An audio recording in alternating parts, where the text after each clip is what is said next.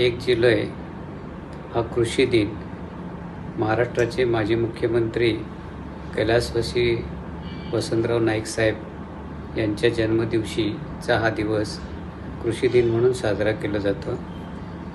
आज त्या गोष्टीचं औचित्य साधून वाशिष्ठी डेअरीच्या माध्यमातून आपल्या चिपळूण आणि आजूबाजूच्या भागातील शेतकऱ्यांसाठी आणि महिलांसाठी आम्ही भाजीपाला आणि शेतीला पूरक अशा व्यवसाय संबंधीचं मार्गदर्शन शिबिर आज या ठिकाणी आयोजित केलं होतं आणि तो कार्यक्रम आज या दिवशी पार पडला। आतापर्यंत तुम्ही शेतीपूरक विषय जे आहेत म्हणजे आपण जर कृषी पर्यटन घेतलं होतं त्यानंतर आता कृषी मेळावा आहे, ह्या पुढचं काय नियोजन असेल? या बाबतीतलं नियोजन म्हणण्यापेक्षा आपल्या सर्वांना माहिती आहे, वाशिष्ठी डेअरीच्या माध्यमातून दीड वर्षामध्ये शेतकऱ्यांना दुग्ध व्यवसायाच्या माध्यमातून एक जोडधंदा उपलब्ध झालेला आहे आणि या जोडधंद्याच्या माध्यमातून लोकांना चांगल्या प्रकारे शेतीला पूरक असणारा उद्योग म्हणून या व्यवसायाच्या माध्यमातून अर्थप्राप्ती होते।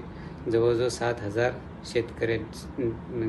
शेतकरी या दूध व्यवसायाच्या माध्यमातून जोडले गेलेले आहेत। अशाच माध्यमातून त्यांना अन्य शेतीपूरक उद्योगधंदे करता यावेत आणि त्याचं मार्गदर्शन व्हावे हा हेतू ठेवून आम्ही आज या शिबिराचं आयोजन केलेलं होतं। अधिवेशन सुरू आहे आणि आपण जर पाहिलं तर दुधाच्या दरामध्ये जे काही प्रश्नचिन्ह निर्माण झालेलं आहे, जो राज्यभरात सुरू आहे आणि एकत्र पाहिलं तर दापोली कृषी विद्यापीठामधून आपल्याला ज्या काही योजना पाहिजे त्या योजना आपल्या शेतकऱ्यांना मिळत नाही, त्या संदर्भात काय सांगाल?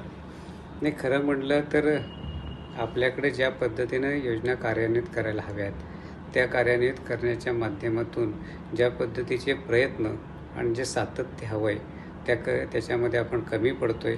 त्यामध्ये शासन आणि सर्व स्तरावरती उदासीनता दिसते।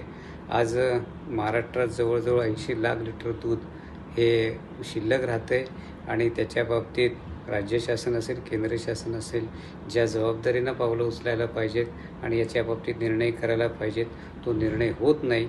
मोठ्या प्रमाणामध्ये शेतकऱ्यांचं यामधून नुकसान होतं आहे आणि भविष्यात अशाच पद्धतीचं जर धोरण राहिलं तर हा व्यवसाय खूप अडचणीत येण्याची काय मागणी असेल? अधिवेशन सुरू आहे साहेब, काय मागणी असेल? नाही, शासनानेच एक कमिटी नेमली होती आणि त्याच्या माध्यमातून माननीय मंत्री महोदयांनी सांगितले होते की किमान 35 रुपये भाव द्यावा।